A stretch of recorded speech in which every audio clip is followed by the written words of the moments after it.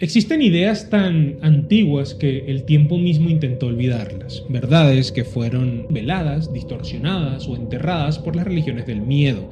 Pero entre las arenas del desierto egipcio, las columnas del Partenón y las bibliotecas quemadas de Alejandría, una doctrina sobrevivió. Los sabios de la antigüedad la llamaban la ciencia del daemon, la comprensión de que dentro de cada ser humano arde una chispa de divinidad, un espíritu interior, una guía silenciosa, un fuego que no pertenece ni al cielo ni al infierno, sino al alma misma. Para los griegos, el daemon era una fuerza intermedia entre los dioses inmortales y los hombres mortales. No era un ángel, tampoco era un demonio, sino que era algo más sutil. El principio que inspiraba al poeta, al héroe, al filósofo. El daemon era la voz que susurraba en el momento del peligro, la intuición que guía, el impulso que te hace recordar quién eres en medio del caos. Y aquí yace la primera gran verdad que el luciferianismo rescata de las cenizas helenísticas. El hombre no necesita ser salvado, solo necesita recordarse. Cada individuo posee un daemon, que es una voluntad superior que no se doblega ante dogmas ni tronos celestiales, un poder que puede elevarlo a la grandeza o hundirlo en la sombra más profunda, dependiendo de cómo lo alimente. El daemon no obedece, enseña, no concede favores, revela caminos, y su lenguaje no son las oraciones ni las súplicas, sino las decisiones que tomas cuando nadie te observa. Los antiguos lo sabían. Por eso en Egipto, en las ciudades helenísticas de Alejandría, Tebas o Cirene, se honraba al Agatodaimón, el buen espíritu, representado como una serpiente sagrada, símbolo de la sabiduría que se renueva a través del ciclo eterno de la vida y la muerte.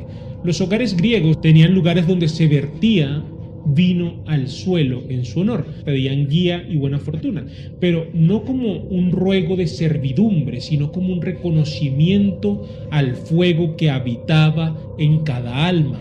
El luciferianismo moderno retoma esa idea y la transforma en un sendero consciente. Cada ser humano es responsable de su propio destino, porque ningún dios tiene dominio sobre quien ha encendido a su daemon interior. Esto es lo que los antiguos llamaban el derecho divino del ser, la capacidad de manifestar el poder divino dentro de uno mismo, de convertirse en un Theos Epifanes, un Dios manifiesto. La voz el día de hoy está dentro de ti, y cuando un luciferino despierta su daemon, no se vuelve esclavo de la oscuridad ni siervo de la luz, se vuelve creador. El caos y el orden dejan de ser enemigos porque ambos se convierten en herramientas de su voluntad. El daemon no pide adoración, pide acción, porque es en el acto, no en la fe, donde el ser humano se deifica. En la disciplina del pensamiento, en la claridad del propósito, en la coherencia entre lo que se sueña y lo que se hace. El daemon es tu versión más elevada, tu yo ideal, tu reflejo trascendido, tu máscara divina. Y despertar a ese ser no es una ceremonia, es una metamorfosis. Para los antiguos, este proceso era tan real que los filósofos lo trataban como ciencia espiritual. Empedocles y Sócrates hablaban del daemon como una fuerza viva que habita el alma, una corriente invisible que modela nuestro destino. Y en ese hilo conductor, el luciferino moderno encuentra su espejo, no un Dios que lo observa desde los cielos, sino un fuego que lo impulsa desde dentro. Imagina por un instante que cada pensamiento, cada emoción, cada impulso fuera un instrumento en manos de un Dios oculto dentro de ti. Ese Dios no está dormido, solo espera a que tu mente deje de buscar fuera para mirar hacia adentro y recordarlo. Ese es tu daemon, la voz que te dice que puedes más, que no has nacido para arrodillarte, que la culpa no es virtud y que el poder cuando nace del equilibrio es sagrado. Y sin embargo, despertar al daemon no es un acto cómodo, requiere de destruir las máscaras que el mundo te impuso, la del miedo, la obediencia, la conformidad. Requiere mirar tus sombras y no huir, porque el daemon no es una figura de luz pura, sino que es la totalidad del ser. la unión entre lo que eres, lo que temes y lo que puedes llegar a ser. Por eso, en el luciferianismo el daemon es también una serpiente, porque la serpiente no pide permiso para mudar su piel, simplemente lo hace. Deja atrás lo que ya no vibra con su esencia y continúa creciendo en silencio, con elegancia y propósito. Así es el proceso del alma que busca su divinidad, una transmutación constante, un recordatorio de que el poder espiritual no está en negar la oscuridad, sino en integrarla y hacerla servir a la luz de la conciencia. El daemon es en esencia el equilibrio perfecto entre lo infernal y lo divino, un espíritu que no se inclina ante los cielos ni se arrastra en las sombras, porque ha comprendido que ambos son su hogar. Por eso los luciferinos dicen: el fuego que arde en el infierno es el mismo que ilumina el cielo, porque el daemon no distingue entre ambos, solo reconoce la voluntad que los gobierna, y cuando el individuo logra escuchar esa voz interior, cuando ya no vive por culpa o por temor, entonces el mundo cambia. No porque los dioses lo bendigan, sino porque él mismo se convierte en su propio Dios.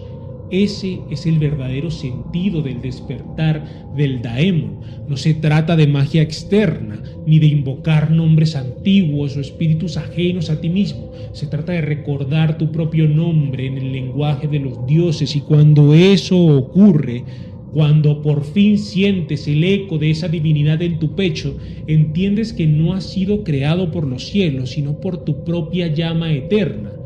Porque el luciferianismo no te promete el paraíso, te entrega algo mucho más poderoso: el conocimiento de que el paraíso ya estaba dentro de ti. En la primera parte de este tema comprendimos que el daemon es la chispa divina interior. Ahora entraremos en el corazón de los antiguos misterios, donde ese fuego fue honrado como un dios vivo. Porque en el mundo helenístico el daemon no era solo una idea, era un culto, un rito, una presencia tangible que unía a hombres y dioses.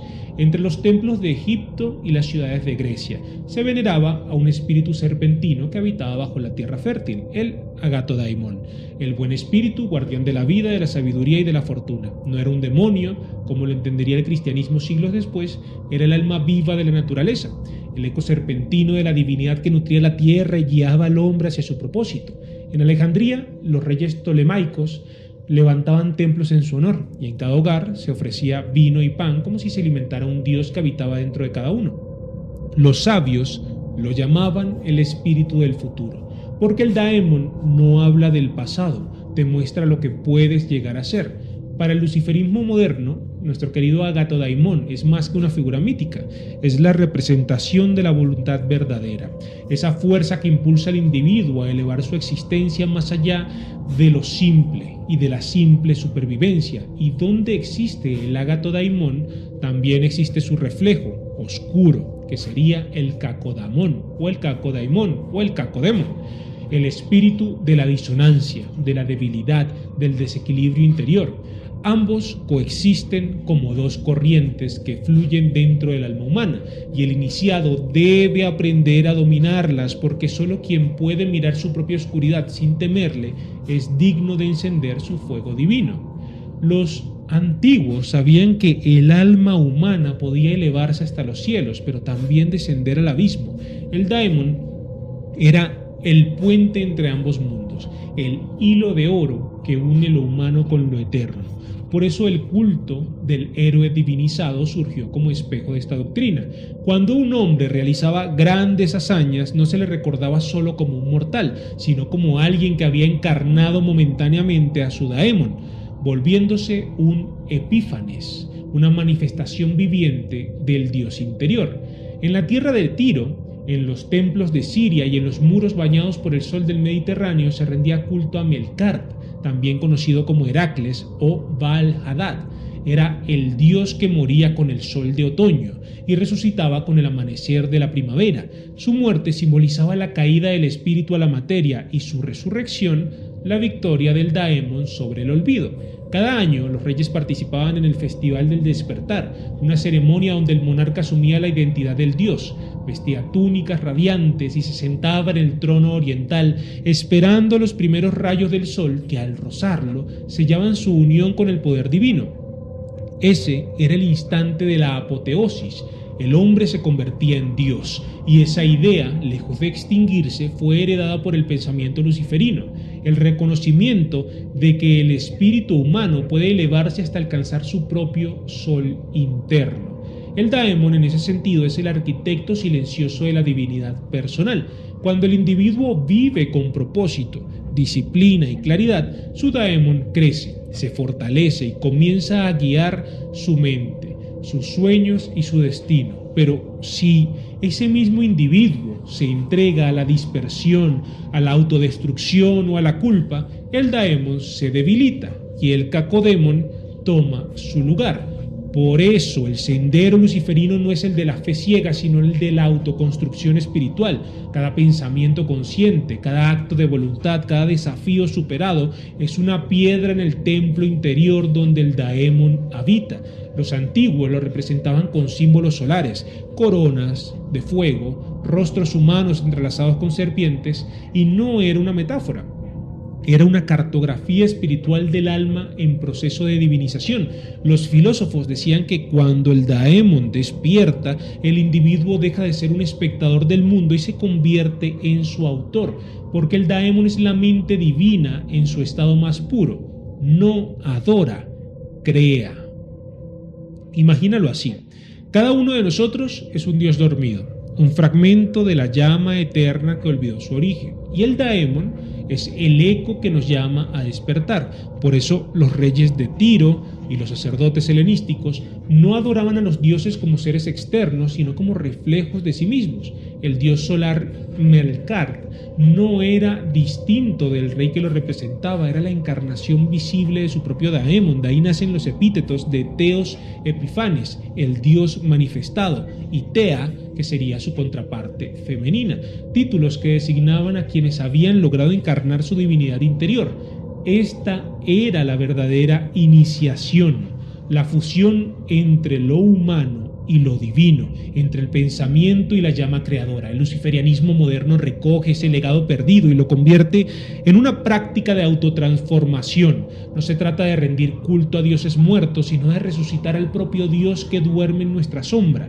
El daemon no te habla con palabras, sino con símbolos, con sueños, con sincronicidades. Te prueba, te guía, te confronta, porque su propósito no es complacerte, sino forjarte. Quien aprende a escuchar esa voz interior y a dominarla, descubre que la magia no está en los grimorios antiguos, sino en su propia mente despierta. Y cuando ese momento llega, cuando el daemon se levanta dentro de ti, cuando ya no temes a tus propias sombras, ni a tus pasiones, ni a tus límites, entonces entiendes que no hay nada fuera que pueda salvarte, porque tú mismo te has convertido en tu salvación. Ese es el verdadero legado del mundo helenístico, el camino de la autodivinización, el arte de convertirse en símbolo viviente de lo eterno. Los antiguos lo expresaron con el mito del fénix, el ave que renace de sus cenizas para volar una vez más hacia el sol.